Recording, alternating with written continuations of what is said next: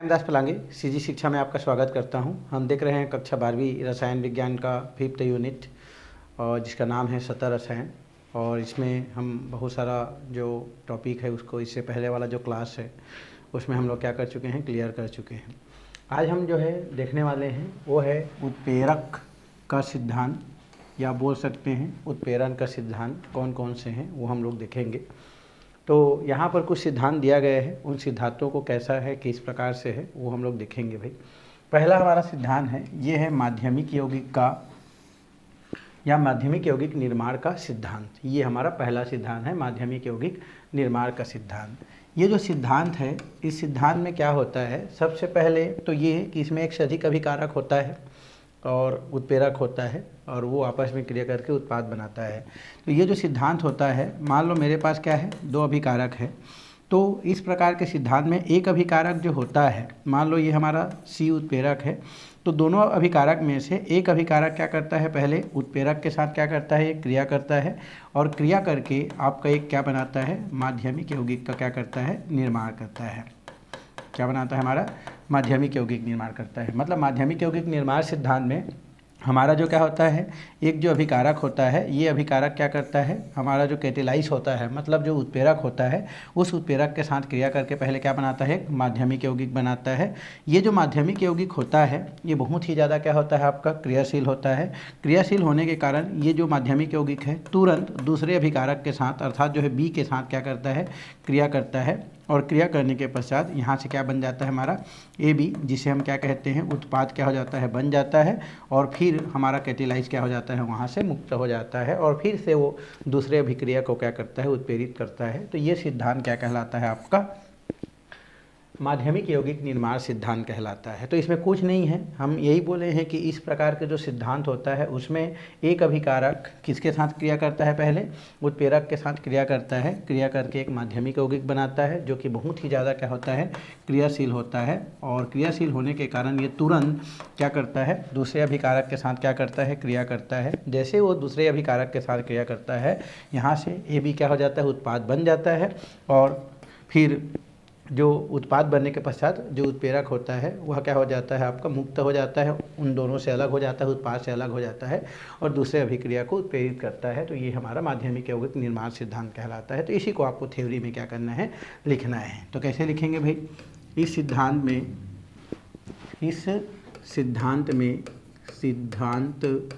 में है ना, अभिकारक, एक अभिकारक है ना, या उत्प्रेरक बोल सकते हैं, उत्प्रेरक एक अभिकारक के साथ क्रिया करके, एक अभिकारक के साथ क्रिया करके उत्पाद बनाता है ना, क्रिया करके माध्यमिक यौगिक बनाता है, लिखेंगे ना, क्रिया करके क्या बनाता है, ये माध्यमिक यौगिक बनाता है, माध्यमिक यौगिक बनाता है। तो हमने क्या लिखा, इस अभिक्रिया में उत्प्रेरक एक अभिकारक के साथ क्रिया करके माध्यमिक यौगिक बनाता है। माध्यमिक यौगिक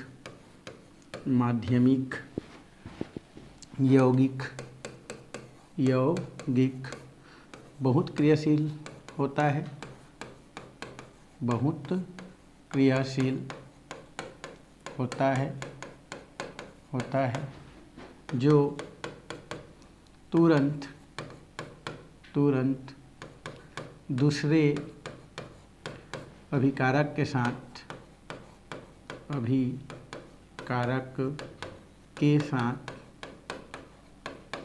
क्रिया करता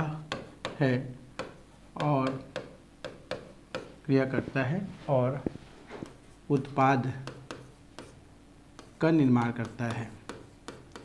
उत्पाद का क्या करता है, हमारा निर्माण करता है, उत्पाद का निर्माण करता है। जैसे ही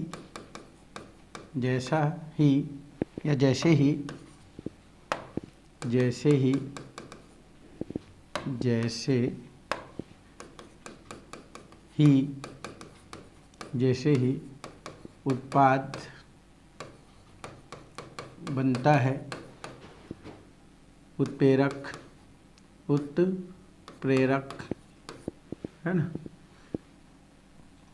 अभिकारक से मुक्त हो जाता है, उत्प्रेरक मुक्त हो जाता है, मुक्त हो जाता है और दूसरे अभिक्रिया को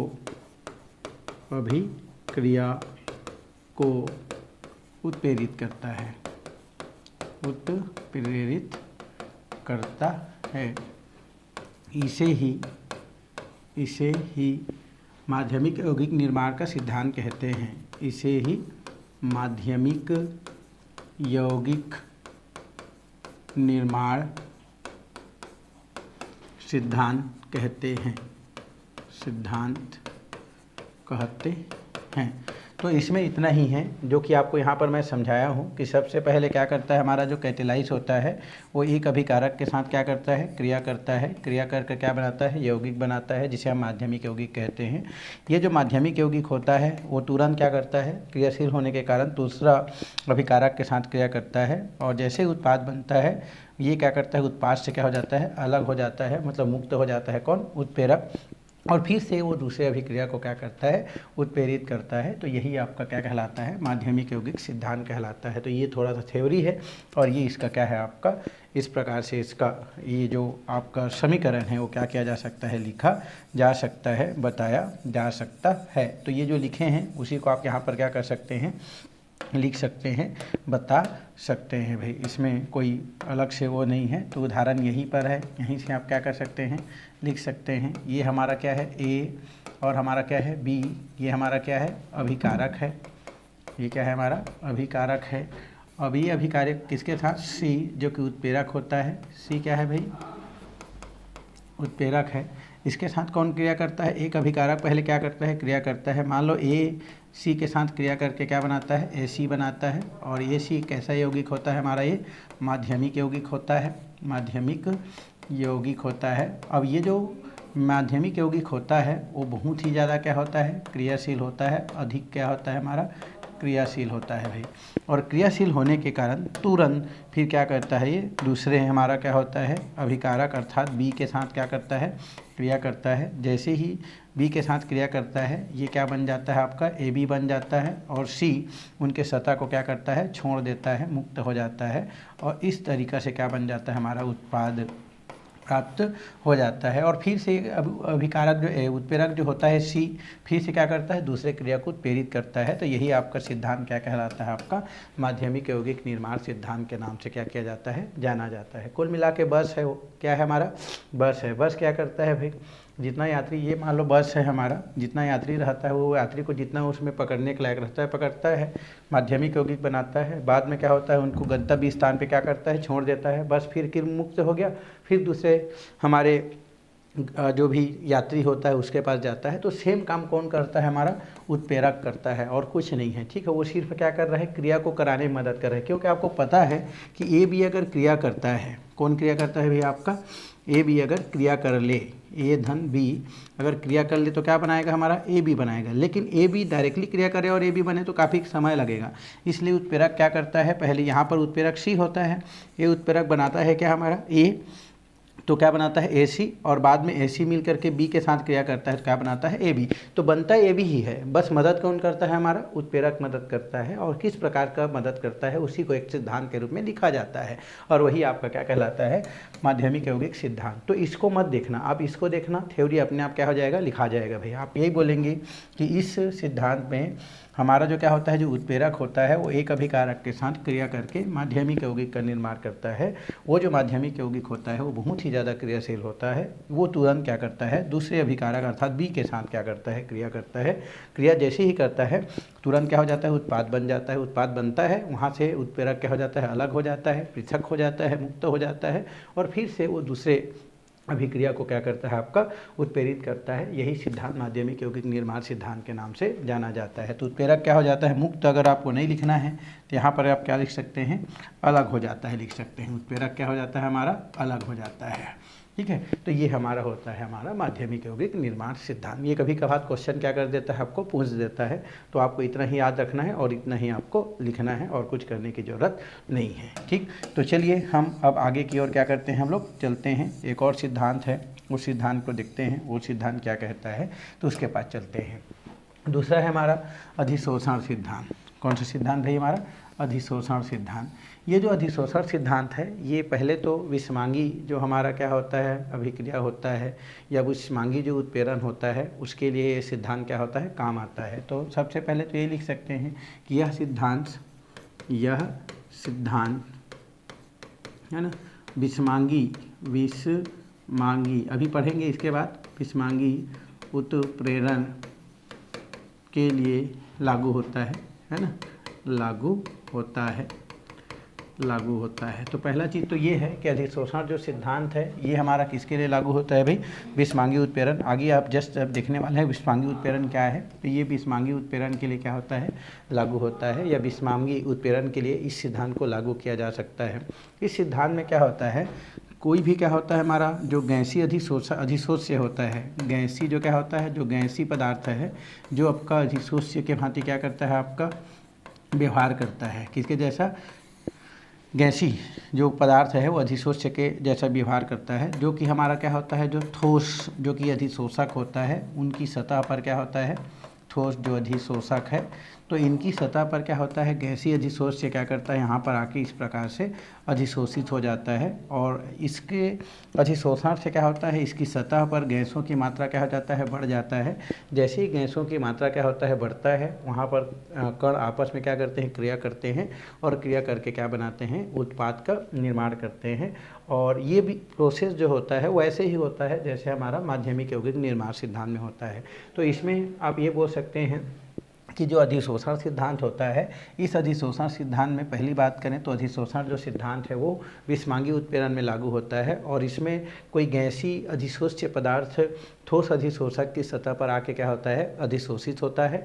और अधिशोषित होने के पश्चात जब उसकी मात्रा क्या हो जाता है, आपस में बढ़ जाता है, उनकी सांद्रता में वृद्धि हो जाता है, तो वो आपस में क्या कर लेते हैं, जो भी अधिशोष्य है वो आपस में क्रिया करते हैं, क्रिया करके क्या बनाते हैं, उत्पाद का निर्माण करते हैं, और इस प्रकार से उत्पाद बन जाता है। और इनका भी प्रोसेस लगभग इससे पहले हम जो पढ़े हैं माध्यमिक यौगिक निर्माण सिद्धांत, उसी टाइप का क्या होता है, बाकी का घटना होता है। तो ये हमारा अधिशोषण सिद्धांत कहलाता है। तो इसमें हम क्या कर सकते हैं कि जो अधिशोषण सिद्धांत है, यह सिद्धांत विषमांगी उत्प्रेरण में लागू होता है।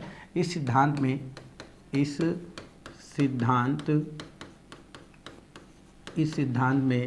है ना, गैसीय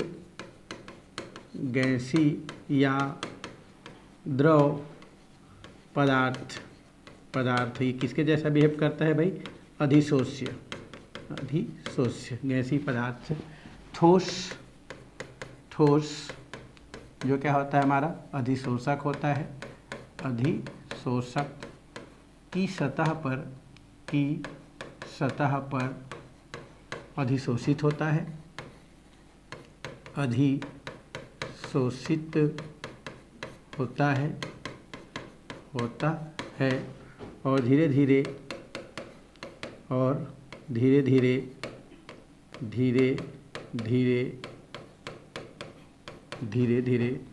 अधिशोषक की सतह पर, अधिशोषक जो होता है मतलब ठोस जो है उत्प्रेरक के जैसा व्यवहार कर रहा है ना, तो यहाँ पर क्या होता है, धीरे धीरे अधिशोषक की सतह पर अधिशोष्य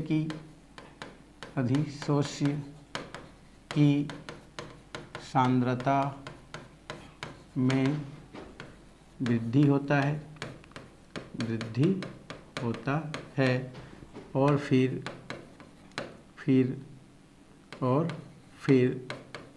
अभिक्रिया करके क्या बनाता है भाई, ये उत्पाद बनाता है। तो इसमें आपको क्या बोल रहा है कि इस सिद्धांत में जो गैसी या द्रवीय जो पदार्थ हैं वो ठोस अधिशोषक है ना, या इसी को हम लोग बोल सकते हैं उत्प्रेरक बोल सकते हैं। उत्प्रेरक कोई भी हो सकता है भाई, कोई भी ऑक्साइड हो सकता है, कोई भी धातु हो सकता है। तो ये हमारा भी फिलहाल किसके जैसा बिहेव कर रहा है, उत्प्रेरक के जैसा क्या कर रहा है, बिहेव कर रहा है। तो इस सिद्धांत में गैसीय पदार्थ या द्रवीय पदार्थ जो ठोस उत्प्रेरक होता है या जो अधिशोषक होता है, उनकी सतह पर पहले क्या होता है, वो अधिशोषित होता है और धीरे धीरे उसकी सांद्रता क्या हो जाती है, आपकी सतह पर बढ़ जाती है और बढ़ जाने की वजह से फिर वो आपस में क्या करती है, क्रिया करती है और क्रिया करके क्या बनाती है, आपकी उत्पाद का निर्माण करती है और बाकी प्रोसेस माध्यमिक यौगिक के जैसा क्या होती है, इसमें घटित होती है। तो इसमें फिलहाल इतना ही है।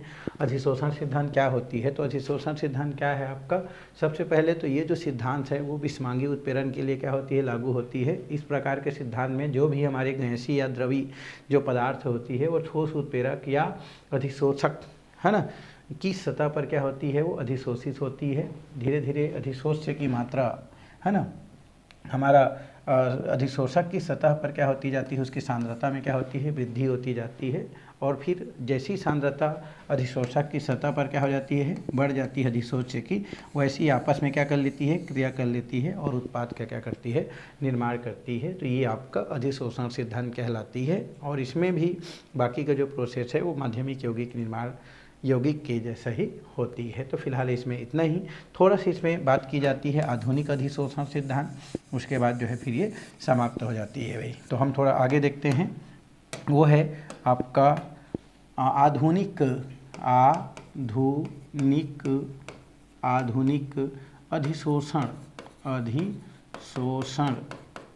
सिद्धांत। आधुनिक अधिशोषण सिद्धांत। आधुनिक अधिशोषण सिद्धांत क्या होती है, ये जो सिद्धांत होती है पूरे माध्यमिक यौगिक के तर्ज पर ही क्या करती है, फिलहाल तो कार्य करती है। इसमें भी सतह पर है ना कुछ भी क्या होती है, अधिशोष्य और हमारा जो है अधिशोष्य उत्प्रेरक की सतह पर क्या होती है, अधिशोषित होती है। फिर माध्यमिक यौगिक बनती है, फिर माध्यमिक यौगिक से उत्पाद बनती है, फिर अभिकारक क्या हो जाती है, आपकी अलग हो जाती है। तो ये जो आधुनिक अधिशोषण सिद्धांत है लगभग माध्यमिक यौगिक सिद्धांत के तर्ज पर ही क्या करती है, कार्य करती है और पूरक का क्या करती है, निर्माण करती है। तो लिख सकते हैं यह सिद्धांत माध्यमिक यौगिक निर्माण सिद्धांत, माध्यमिक यौगिक निर्माण सिद्धांत के तर्ज पर ही है ना कार्य करती है।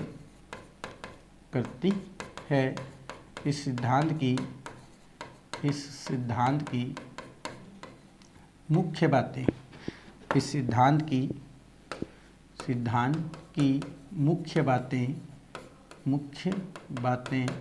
निम्नलिखित हैं। कौन कौन से बातें हैं, पहला बात तो ये कि अधिशोषक की सतह पर जो क्या होती है हमारी, या ये बोल सकते हैं कि उत्प्रेरक की सतह पर, अभिक्रिया में उत्प्रेरक की सतह पर क्या होती है हमारी, अभिकारक क्या होती है, आपका विस्तृत होती है। तो सबसे पहले लिख सकते हैं अभिक्रिया में उत्प्रेरक की सतह पर अभिकारक का विसरण। तो पहला पॉइंट ये है कि इस सिद्धांत में जो अभिक्रिया होता है तो उसमें उत्प्रेरक की जो क्या होता है, जो सतह होता है, इस सतह पर जो भी हमारे क्या होते हैं, अभिकारक क्या होते हैं, विस्तृत होते हैं, मतलब आके क्या करते हैं, रुकते हैं। दूसरा पॉइंट इसमें ये है कि है ना अभिकारक की या उत्प्रेरक की मुक्त संयोजकता को संतुष्ट करने के लिए अभिकारकों का अधिशोषण। तो यहाँ पर लिख सकते हैं उत्प्रेरक की सतह पर उपस्थित मुक्त संयोजकता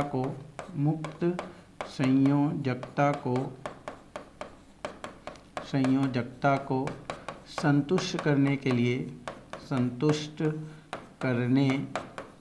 के लिए अभिकारक का अधिशोषण, अभिकारक अणुओं का अधिशोषण। तो ये हमारा दूसरा पॉइंट कि जो भी उत्प्रेरक होता है उस उत्प्रेरक की सतह पर जो मुक्त संयोजकता क्या होता है, पाया जाता है। इन मुक्त संयोजकताओं को संतुष्ट करने के लिए अभिकारक आके क्या करता है, अधिशोषण होता है, तो या अधिशोषित होता है। थर्ड पॉइंट ये है, थर्ड पॉइंट ये कहता है हमारा, थर्ड पॉइंट ये है कि जो है क्या होता है, अभिकारक जो है उत्प्रेरक के साथ क्रिया करके माध्यमिक यौगिक का निर्माण, अभिकारक का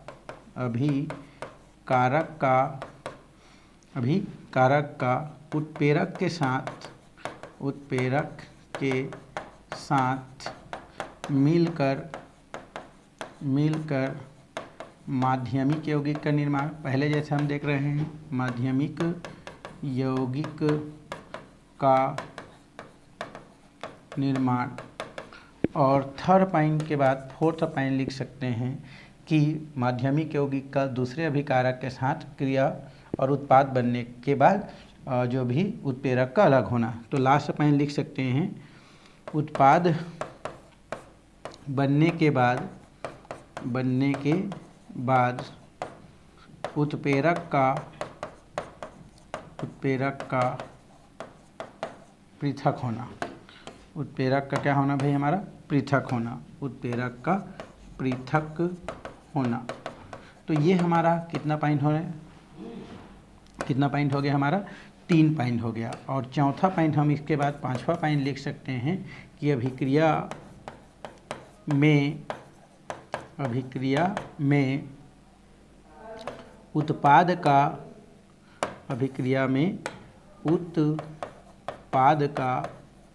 उत्पाद का उत्प्रेरक की सतह से विसरण, उत्प्रेरक की सतह का विसरण या उत्पाद का विसरण है ना, उत्पाद का हम क्या कर सकते हैं हम लोग, विसरण। तो इस प्रकार से लगभग 4-5 पॉइंट है, जो पॉइंट क्या किया जा सकता है, आपका आधुनिक अधिशोषण सिद्धांत के आधार पर लिखा जा सकता है। तो आधुनिक अधिशोषण सिद्धांत वह सिद्धांत होता है जो कि सेम हम जो पहला पढ़े हैं माध्यमिक यौगिक निर्माण सिद्धांत, उसी के तर्ज पर कार्य करता है। और यहाँ पर इससे रिलेटेड कुछ बातें दिया जा रहा है। सबसे पहले तो ये है कि अभिक्रिया में जो अभिक्रिया होता है, उस अभिक्रिया में उत्प्रेरक की जो भी क्या होता है, सतह होता है, इस सतह पर अभिकारक के अणु आके क्या हो जाते हैं, सबसे पहले विसरित होते हैं या उसके तरफ खिंचाते हैं, है ना, या उसके तरफ आकर्षित होते हैं बोल सकते हैं। दूसरा पॉइंट, उत्प्रेरक की सतह पर जो मुक्त संयोजकता होता है उसको संतुष्ट करने के लिए ही अभिकारक के अणु उसके सतह पर क्या होते हैं, आपके आकर्षित होते हैं। जैसे ही अभिकारक की सतह इनके या अभिकारक के अणु उत्प्रेरक की सतह पर आकर्षित हो जाते हैं, वो क्या करते हैं, उत्प्रेरक के साथ मिलित करके माध्यमिक यौगिक का निर्माण करते हैं। जैसे ही माध्यमिक यौगिक बनता है, तुरंत वो जो है दूसरे अभिकारक के साथ क्रिया करके उत्पाद बनाता है। और उत्पाद जैसे ही बनता है, उत्प्रेरक क्या हो जाता है, उत्पाद को छोड़ करके क्या हो जाता है, पृथक हो जाता है। और लास्ट फिर उत्पाद का क्या हो जाता है, विसरण हो जाता है। तो इस प्रकार से लगभग 4-5 पॉइंट है, जिस पॉइंट के आधार पर अधिशोषण सिद्धांत और आधुनिक अधिशोषण सिद्धांत को क्या किया जा सकता है, आपको बताया जा सकता है, समझा जा सकता है। अगर उदाहरण की बात करते हैं तो यहाँ पर उदाहरण क्या होता है आपका, जैसे एक उदाहरण दिया है आपका H2 प्लस क्या दिया है, O2, H2O2। तो यहाँ पर हम लिख सकते हैं आपका H2O2। और ये जो होता है ये प्लेटिनम की क्या होता है, हमारा धातु है। और इसकी उपस्थिति में H2 का क्या करता है, निर्माण करता है, अर्थात पानी का क्या करता है, आपका निर्माण करता है। तो सबसे पहले क्या होता है, ये जो प्लेटिनम होता है, इस प्लेटिनम की सतह, ये हमारा क्या है, प्लेटिनम है जो उत्प्रेरक है हमारा, इसकी सतह पर हाइड्रोजन और ऑक्सीजन, यहाँ पर क्या है हमारा, हाइड्रोजन है, ये हमारा क्या है, ऑक्सीजन है।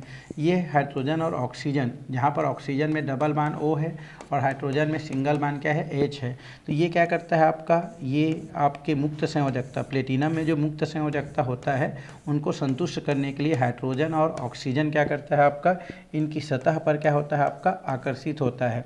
आकर्षण होने से क्या होता है आपका, यहाँ पर जैसे ही आकर्षण होता है, हाइड्रोजन में जो बंध होता है ये वाला बंध, और ऑक्सीजन में ये वाला बंध क्या हो जाता है, कमज़ोर हो जाता है। और कमज़ोर होने के पश्चात इनकी सतह पर क्या हो जाता है, ये इस प्रकार से हाइड्रोजन और ऑक्सीजन के कण क्या होते हैं, प्लेटिनम की मुक्त संयोजकता को संतुष्ट करने के लिए यहाँ पर आके क्या हो जाते हैं, अधिशोषित हो जाते हैं। उसके बाद क्या करते हैं, ये जो हाइड्रोजन है या यहाँ पर जो ऑक्सीजन है, वो पहले क्या करते हैं, दोनों में से एक प्लेटिनम के साथ क्या करते हैं, क्रिया करते हैं, माध्यमिक यौगिक बनाते हैं। मान लो हाइड्रोजन प्लेटिनम के साथ क्रिया करके माध्यमिक यौगिक बनाता है, जो तुरंत क्या करता है, ऑक्सीजन के साथ क्रिया करता है और क्रिया करके क्या करता है, उत्पाद अर्थात पानी का निर्माण करता है। जैसे ही पानी बनता है, प्लेटिनम क्या करता है, अभिकारक प्लेटिनम उत्पाद को क्या करता है, हमारा उत्पाद से अलग हो जाता है और फिर दूसरे अभिक्रिया को क्या करता है, उत्प्रेरित करता है। यही आपका क्या कहलाता है, आपका उत्प्रेरक सिद्धांत या आधुनिक अधिशोषण सिद्धांत के नाम से क्या किया जाता है, जाना जाता है, या इसको इस प्रकार से लिखा और समझा जा सकता है। और इसमें इतना ही करने की ज़रूरत है, आपके बुक में बराबर चित्र है, ऐसा कोई करने की कोई ज़रूरत नहीं है, और इतना आप थोड़ा बहुत चित्र करके बना सकते हैं भाई। तो ये हो गया आपका दो प्रकार का सिद्धांत, एक माध्यमिक यौगिक निर्माण सिद्धांत और दूसरा हो गया आपका अधिशोषण सिद्धांत। इनमें से माध्यमिक यौगिक निर्माण सिद्धांत ज़्यादा इंपॉर्टेंट है, इसको आपको क्वेश्चन के तौर पर क्या कह सकता है, बोर्ड जो क्लास है वो आपको पूछ सकता है। क्यों? क्योंकि बाकी सिद्धांत उसी के तर्ज पर है, इसलिए पहला वाला जो सिद्धांत है वही ज़्यादा इंपॉर्टेंट है, तो उसको आपको थोड़ा सा ज़्यादा फोकस करना है भाई। चलिए, तो ये तो हम लोग पढ़ लिए दो प्रकार का सिद्धांत। अब हम नेक्स्ट पॉइंट की ओर क्या करते हैं, आगे की ओर चलते हैं।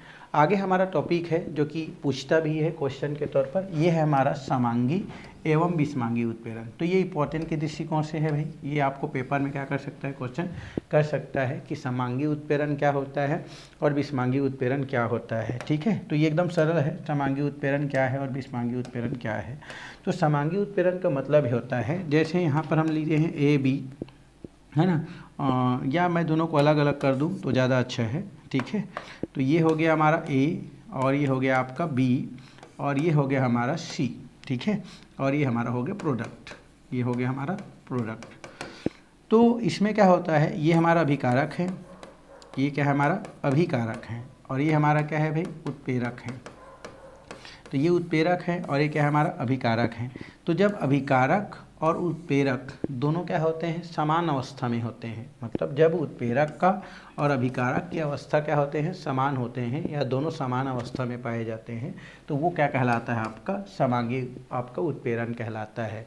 मतलब समांगी उत्प्रेरण क्या है, तो वह उत्प्रेरण जिसमें अभिकारक और हमारा क्या होता है, जो उत्प्रेरक होते हैं वो समान भौतिक अवस्था में पाए जाते हैं, समान अवस्था में पाए जाते हैं। समान अवस्था का मतलब क्या होता है भाई, या तो वो लोग गैस गैस होंगे, या तो वो ठोस ठोस होंगे, या तो वो अन्य हमारा द्रव द्रव हो सकते हैं। जैसे अगर ये सॉलिड है तो ये भी सॉलिड होगा, ये भी क्या होगा, सॉलिड होगा। तो यदि उत्प्रेरक का और अभिकारक की जो भौतिक अवस्था होता है या जो अवस्था होता है, जब क्या होते हैं, हमारे समान होते हैं, एक समान होते हैं, तो उसे हम क्या बोलते हैं, समांगी उत्प्रेरण के नाम से जानते हैं, समांगी उत्प्रेरण कहा जाता है।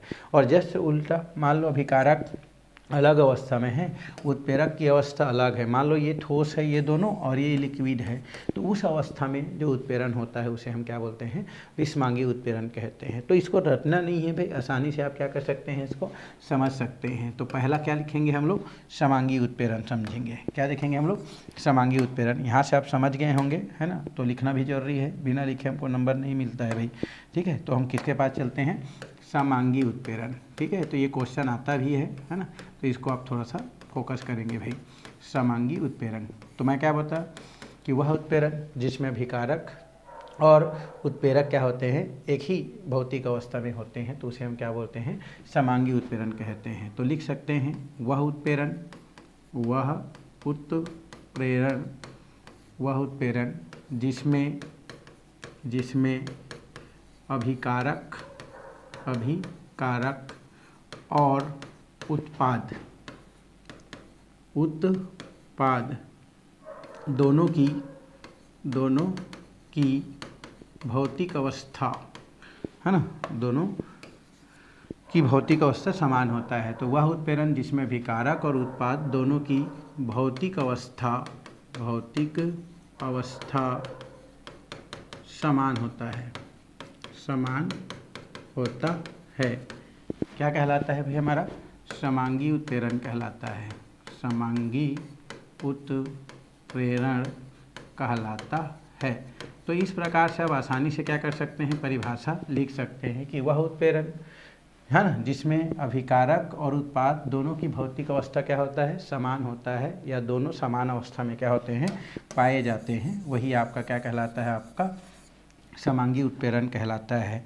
जैसे उदाहरण के लिए अगर हम बात करें तो उदाहरण हम लोग लिख सकते हैं आसानी से, बढ़िया से उदाहरण लिख सकते हैं। जैसे हमारे पास दिया है SO2 सल्फर डाइऑक्साइड होता है, ये हमारा गैस अवस्था में पाया जाता है। एक ऑक्सीजन है, ये भी हमारा गैस अवस्था में पाया जाता है। और इसमें उत्प्रेरक दिया है नाइट्रिक ऑक्साइड, इसकी भी अवस्था कैसा होता है, हमारा गैस अवस्था होता है। और ये अगर आपस में क्रिया कर दें तो ये SO3 का निर्माण करता है। और ये भी आपके कौन सा अवस्था में पाया जाता है, आपका गैस अवस्था में ही क्या होता है, आपका पाया जाता है। बैलेंस करने के लिए यहाँ पर 2 लगा देते हैं। तो यहाँ पर आप देख रहे हैं कि सब के सब कौन से अवस्था में है भाई, गैस अवस्था में है। आपका अभिकारक भी और हमारा उत्प्रेरक भी, ये हमारा क्या है, उत्प्रेरक है, जो कि गैस अवस्था में क्या होता है, पाया जाता है। और ये दोनों हमारे क्या हैं, अभिकारक हैं, जो भी कौन सा अवस्था में है, हमारे गैस अवस्था में है। तो जब अभिकारक और उत्पाद क्या होते हैं, दोनों की भौतिक अवस्था समान होता है, तो वो क्या कहलाता है, हमारा समांगी उत्प्रेरण कहलाता है। परिभाषा आप अपने हिसाब से लिख सकते हैं कि वह उत्प्रेरण है ना, जिसमें अभिकारक और उत्प्रेरक क्या होते हैं, दोनों की भौतिक अवस्था क्या होता है, आपका समान होता है, वही आपका क्या कहलाता है, समांगी उत्प्रेरण कहलाता है। या ये बोल सकते हैं कि जब अभिकारक और उत्प्रेरक की जो अवस्था है वो समान होता है, तो उसे हम क्या बोलते हैं, समांगी उत्प्रेरक कहते हैं। एक उदाहरण और आप क्या कर सकते हैं, इसमें लिख सकते हैं, उसमें कोई दिक्कत नहीं है भाई उदाहरण लिखने में। उदाहरण थोड़ा सा आपको प्रैक्टिस करना पड़ेगा, तब जा कर के आपको और अच्छा से क्या होगा, बन पाएगा। तो ये हमारा हो गया पहला उदाहरण। दूसरा उदाहरण की बात करें तो मेरे पास दिया है C2H5 COO C2H5 हो गया, और ये हो गया COO C2H5, ये है ना, एस्टर है भी, एथिल प्रोपरेट बोल सकते हैं। और साथ में क्या है, हमारा H2O है। अब यहाँ पर क्या होता है, आपका सल्फ्यूरिक अम्ल होता है। H2SO4 को क्या बोलते हैं भाई, हम लोग सल्फ्यूरिक अम्ल के नाम से जानते हैं। तो ये हो जाता है H2SO4। ये कौन सा अवस्था में होता है, लिक्विड। पानी भी किस अवस्था में होता है, लिक्विड। और हमारा बाकी भी किस अवस्था में होता है, आपका लिक्विड। तो ये हम लोग लिक्विड कर दिए, ये हमारा क्या हो गया, लिक्विड हो गया। ये भी कैसा होता है, लिक्विड होता है। अब ये टूट जाता है तो माइनस चार्ज हो जाता है, ये हो जाता है प्लस चार्ज। जब पानी टूटता है तो H प्लस आयन और OH क्या बनाता है, माइनस आयन बनाता है। अब तो कोई दिक्कत ही नहीं है, आप आसानी से क्या कर सकते हैं, इसको पकड़ के उत्पाद के रूप में क्या कर सकते हैं, आप बना सकते हैं। तो कैसे उत्पाद बनेगा, देखो यहाँ पर बचा है C2H5 और C डबल क्या है हमारा OH। ये माइनस है तो एक हाइड्रोजन जाएगा, तो ये हो जाएगा प्लस। और साथ में क्या बचा है, C2H5 और यहाँ पर बचा है आपका OH। इसका नाम होता है आपका प्रोपेनोइक अम्ल, प्रोपियोनिक अम्ल बोल सकते हैं, प्रोपेओनिक अम्ल, ओनिक अम्ल बोलते हैं। और इसका नाम क्या होता है, एथिल अल्कोहल होता है। ये कौन सा है, हमारा एथिल अल्कोहल है। और इसकी बात करें तो हम लोग क्या बोल सकते हैं, ये हमारा होता है एथिल, यहाँ पर इसका नाम लिख सकते हैं आपका एथिल, इतना को बोलते हैं एथिल, और इसको बोल सकते हैं प्रोपेरेट बोला जा सकता है। तो इस तरीक़ा से 2 उदाहरण हैं, और ये दोनों उदाहरण आपके किसको शो करता है भाई, समांगी उत्प्रेरण को क्या करता है, शो करता है। या समांगी उत्प्रेरण को आप क्या कर सकते हैं, बता सकते हैं। तो एकदम ईजी है कि वह उत्प्रेरण जिसमें अभिकारक और उत्प्रेरक दोनों की भौतिक अवस्था क्या होता है, जब समान होता है, तो वही आपका समांगी उत्प्रेरण के नाम से क्या किया जाता है, जाना जाता है। तो पहले हम लोग किसको पढ़े भाई, समांगी उत्प्रेरण को हम लोग पढ़ लिए। चलिए अब थोड़ा सा हम बात करते हैं विषमांगी उत्प्रेरण का, ठीक है। तो दूसरा किसकी बात करेंगे हम लोग, विषमांगी उत्प्रेरण, ठीक है। तो यहाँ पर हम सेकंड चलते हैं, विषमांगी क्या देखेंगे हम लोग, उत्प्रेरण। विषमांगी उत्प्रेरण क्या होता है, ये हम थोड़ा सा देखते हैं। तो एकदम ये सरल है कि वह उत्प्रेरण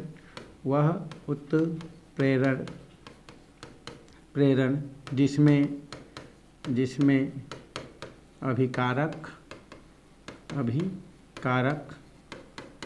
और उत्पाद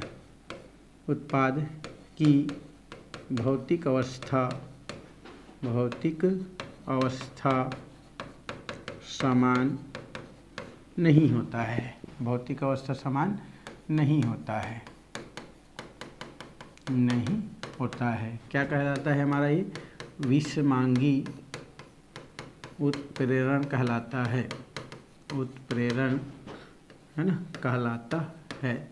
तो इस तरीक़ा से हम विषमांगी उत्प्रेरण को आसानी से क्या कर सकते हैं, समझा सकते हैं कि वह उत्प्रेरण जिसमें अभिकारक और उत्पाद की भौतिक अवस्था समान नहीं होता है, दोनों क्या होते हैं, अलग अलग अवस्था में होते हैं, वही आपके क्या कहलाते हैं भाई, विषमांगी उत्प्रेरण कहलाते हैं, विषमांगी उत्प्रेरण कहते हैं। जैसे उदाहरण के लिए अगर हम बात करें तो उदाहरण आप आसानी से इससे समझ सकते हैं। जैसे हमारे पास दिया है N2 जो कि गैस अवस्था में होता है, नाइट्रोजन हमारा कैसा होता है भाई, वो गैस अवस्था में होता है, N2 हो गया। अगर मैं हाइड्रोजन की बात करें तो हाइड्रोजन भी गैस अवस्था में होता है, और ये दोनों आपस में क्रिया करके जो हमारा प्रोडक्ट बनाते हैं वो भी क्या होते हैं, आपके गैस अवस्था में होते हैं। और यहाँ पर जो उत्प्रेरक कार्य करता है वो थोड़ा सा अलग अवस्था में होते हैं। ये हमारे कौन से अवस्था में है भाई, गैस। ये कौन से अवस्था में है, गैस। ये भी कौन सा है, गैस। बट यहाँ पर जो उत्प्रेरक हम यूज करते हैं जिसको आयरन बोलते हैं, ये किस अवस्था में रहता है, सॉलिड अवस्था में। तो इस स्थिति में ये हमारा क्या है, उत्प्रेरक है ना, और ये दोनों हमारे क्या है भाई, अभिकारक हैं, अभिकारक हैं। तो यहाँ पर देख रहे हैं अभिकारक और उत्प्रेरक की भौतिक अवस्था एक जैसा नहीं है, इस कारण इसे हम क्या बोलते हैं, विषमांगी उत्प्रेरण के नाम से जानते हैं, विषमांगी उत्प्रेरण कहा जाता है। तो परिभाषा तो आपको देना ही है, लेकिन उदाहरण बड़ा बढ़िया से लिखना है, क्योंकि उदाहरण ही आपको क्या करता है, यहाँ पर क्लियर करता है। तो ये सॉलिड है और ये गैस है, अलग अलग प्रावस्था में है, इस कारण इसे हम क्या बोलते हैं, विषमांगी उत्प्रेरण के नाम से जानते हैं। जैसे हम सेकंड अगर बात करें तो पहले जैसे हमारा क्या लिए थे, SO2 सल्फर डाइऑक्साइड, और एक लिए थे O2 जिसमें हम लोग ऑक्सीजन था, और ये मिलकर क्या बनाया था, SO3, ये भी हमारा गैस था। लेकिन यहाँ पर उस समय हम लोग लिए थे नाइट्रिक ऑक्साइड, इस समय ले रहा हूँ मैं प्लेटिनम। क्या ले रहा हूँ मैं यहाँ से, प्लेटिनम। प्लेटिनम कैसा होता है भाई, ये ठोस अवस्था में पाया जाता है। प्लेटिनम कैसा अवस्था में होता है, ठोस। तो यहाँ पर ये क्या होता है, गैस है, ये हमारा गैस है, ये भी क्या है, गैस है, ये भी गैस है, बट ये हमारा क्या होता है, सॉलिड स्टेट में पाया जाता है। और आप जानते हैं ये दोनों अभी क्या है, हमारा अभिकारक हैं, और ये क्या है, हमारा उत्प्रेरक हैं। तो इस प्रकार से आप देख रहे हैं उत्प्रेरक और अभिकारक एक अवस्था में नहीं है, इस कारण इसे हम क्या बोलते हैं, विषमांगी उत्प्रेरण के नाम से जानते हैं, विषमांगी उत्प्रेरण कहा जाता है। तो इस तरीक़ा से विषमांगी उत्प्रेरण और समांगी उत्प्रेरण को क्या किया जा सकता है, लिखा जा सकता है, बताया जा सकता है। तो इसको छोटा क्वेश्चन में कभी कभी तो 1 नंबर में क्वेश्चन कर सकता है, नहीं तो इसको थोड़ा सा बड़ा 3 नंबर में क्वेश्चन कर सकता है, ठीक है। तो ये अन्य के दृष्टिकोण से ये ज़्यादा इंपॉर्टेंट है, कौन कौन, समांगी और विषमांगी उत्प्रेरण। तो इसको आपको थोड़ा सा ज़्यादा क्या करना है, फोकस करना है, और जो भी उदाहरण आता है उस उदाहरण को आपको क्या करना है, बना के प्रैक्टिस करके देखना है भाई। तो ये तो हो गया आपका समांगी और विषमांगी उत्प्रेरण। यहाँ पर उत्प्रेरण का उपयोग दिया गया है, तो उत्प्रेरण का उपयोग जो है उतना खास नहीं है, तो आपके बुक में दिया गया है भाई, आप उसको आप आसानी से क्या कर सकते हैं, पढ़ सकते हैं। तो यहाँ पर दिया है उत्प्रेरण का या उत्प्रेरक का यहाँ पर उपयोग दिया है, उत्प्रेरक का क्या दिया है हमारा यहाँ पर उपयोग। नेक्स्ट टॉपिक आपके बुक में दिया है वो है हमारा उत्प्रेरक का उपयोग। तो बहुत सारा उपयोग है भाई, बड़े बड़े जो इंडस्ट्रीज है ना, उद्योग धंधे जहाँ पर लगे हैं, कारखाना जहाँ पर होता है, वहाँ पर क्या किया जाता है, आपको उत्प्रेरक का प्रयोग किया जाता है। अब उत्प्रेरक ऐसा नहीं है कि अलग खास कोई पदार्थ होता है, उत्प्रेरक कोई भी हो सकता है भाई। लोहा हमारा क्या है, उत्प्रेरक है। निकिल हमारा क्या है, उत्प्रेरक है। पैलेडियम क्या है, उत्प्रेरक है। प्लेटिनम क्या है, उत्प्रेरक है। तो उत्प्रेरक कोई भी हो सकता है। जैसे हम लोग भी किसी के लिए उत्प्रेरक होते हैं भाई, जैसे कोई अगर स्कूल नहीं जा रहा है तो हम लोग क्या बोलते हैं, चलो ना कोई बात नहीं है, ठीक आप जा सकते हैं। तो हम किसी दूसरे को क्या किए, मोटिवेट करते हैं, तो क्या हो जाता है हमको, वो हम उसके लिए हम एक उत्प्रेरक के जैसे व्यवहार करते हैं भाई, ठीक है। तो उत्प्रेरक कोई भी हो सकता है। जैसे आप घर में खाने का भजिया बनाते हैं तो भजिया में बेसन मिलाते हैं, है ना, बेसन क्या बोलते हैं, सोडा मिलाते हैं, ठीक है, खाने का सोडा देखे हैं ना भाई, आपके गांव में मिलता है, NaHCO3, सोडियम बाइकार्बोनेट बोलते हैं। वो दूसरा मत लाना, तो गड़बड़ हो जाएगा। एक तो सोडियम हाइड्रोक्साइड भी मिलता है दुकान में, ठीक है, सोडियम हाइड्रोक्साइड, ये बड़ा सस्ता रहता है, 1 रुपये 2 रुपये मिलता है, ठीक है। तो इसको मत भजिया में डाल देना, फिर गड़बड़ हो जाएगा, ठीक है। भजिया वाला ये वाला है, ठीक है, जिसको हम लोग क्या बोलते हैं, खाने का सोडा बोलते हैं। और जिसको भजिया में डालते हैं तो भजिया थोड़ा सा बड़ा बड़ा है ना, फूलता है बोल सकते हैं, ठीक है। तो वहाँ पर ये खाने का सोडा अर्थात सोडियम बाइकार्बोनेट किसके जैसा व्यवहार करता है, आपका वो आपका उत्प्रेरक के जैसा व्यवहार करता है, ठीक है। और उससे भजिया जल्दी पकता है ना, ऐसे बोलते हैं, ठीक है। आप भी कभी बनाए होंगे। तो ये हो गया आपका समांगी और विषमांगी उत्प्रेरण, ठीक। तो उपयोग में तो पहले भजिया बनाने में ही कर लिए, लेकिन भजिया बनाने में नहीं बोलना है भाई, वहाँ पर इंडस्ट्रीज में होता है। जैसे सबसे पहला तो आप बोल सकते हैं हैबर विधि में, किसमें बोल सकते हैं, हैबर विधि। आप पी ब्लॉक के तत्व में इसको पढ़ेंगे, हैबर विधि, ठीक है। हैबर विधि ये वाला है ना, जो क्या बना रहा है यहाँ पर N2 + 3H2, और यहाँ पर आयरन उत्प्रेरक है हमारा Fe, और ये बनाता है NH3 अमोनिया, ठीक है, अमोनिया का निर्माण करता है। तो ये जो अमोनिया बनाया जाता है ना, वो बड़े बड़े फैक्ट्री में बनाया जाता है भाई।